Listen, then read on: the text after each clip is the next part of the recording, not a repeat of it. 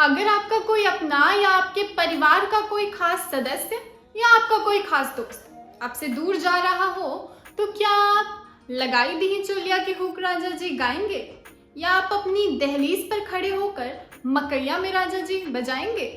नहीं ना, क्योंकि अगर आपका कोई अपना आपसे दूर जाएगा तो आपके मन में बहुत सारा दुख भरा होगा और तब आपके मन से निकलेगी वो भावनाएं जो सच्ची होती है।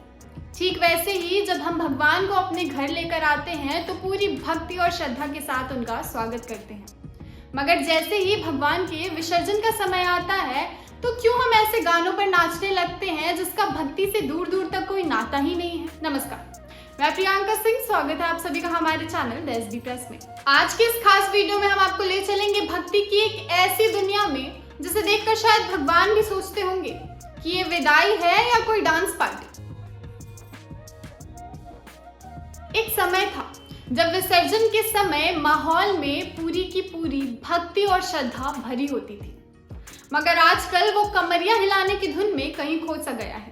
एक तरफ भगवान विराजमान है तो दूसरी ओर भक्त तू लगावे लू जब लिपस्टिक में नाच रहे हैं। पहले पूजा के समय में माहौल में भजन, आरती और शांति रहती थी, मगर आजकल उसकी जगह भोजपुरिया गानों ने ले ली है। दिन में पूजा और रात में पार्टी।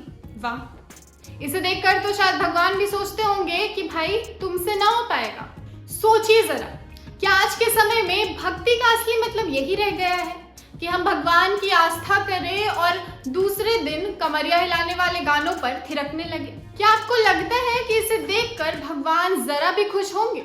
आजकल भक्ति का मतलब सिर्फ इतना रह गया है कि एक तरफ भगवान की मूर्ति विराजमान है और दूसरी ओर भक्त शराब के नशे में डूबकर अश्लील गानों पर नाच रहे हैं। इसे देखकर भगवान भी सोचते होंगे कि काश हम जल्दी विदा हो जाते, जो कि कोई अच्छी बात नहीं है। अगर आपको गाना बजाना ही करना है तो हमारे देश में इतने अच्छे अच्छे भक्ति गाने हैं जिन्हें सुनकर रोंगटे खड़े हो जाते हैं। चाहे वो भोले बाबा के भजन हो, भगवान के गीत हो या छठी मैया के गाने या कई अन्य भक्ति गीत भी हैं जिसे सुनकर हमारे मन और आत्मा को शांति पहुंचती है। मगर लोगों ने तो आजकल गानों का मतलब ही बदल कर रख दिया है। विसर्जन के समय अगर 10 गाने बजते हैं तो उसमें से 2 शायद भक्ति के गाने होते होंगे, मगर 8 गंदे और अश्लील गाने होते हैं। और यही सोचने वाली बात है कि हम किस दिशा में आगे बढ़ रहे हैं, जो कि काफी चिंताजनक है, क्योंकि इससे हम अपनी संस्कृति को खत्म कर रहे हैं। सोचिए जरा, हमारा भारत वही देश है जो अपनी भक्ति के लिए हर जगह प्रसिद्ध है, मगर अब आज के युवा इससे पता नहीं कौन सी दिशा में ले जा रहे हैं, जहां भगवान भी नहीं चाहेंगे कि वो रात में पूरे दिन भक्ति के गाने सुनने के बाद पुदीना और कमरिया की धुन को झेले। ये काफी चिंताजनक विषय है और इस पे हमें विचार करना चाहिए। तो दोस्तों, जब अगली बार आप विसर्जन के समय कहीं जाए और वहां पुदीना और लेबू का कटर जैसे गाने सुनाई दे तो सोच लीजिए कि भक्ति के नाम पर सिर्फ अश्लीलता और एंजॉयमेंट चल रही है। इसका भक्ति तक दूर दूर तक कोई नाता नहीं है। हो सकता है कि भगवान खुद भी पूछे कि यहाँ पूजा चल रही है या कोई डीजे नाइट।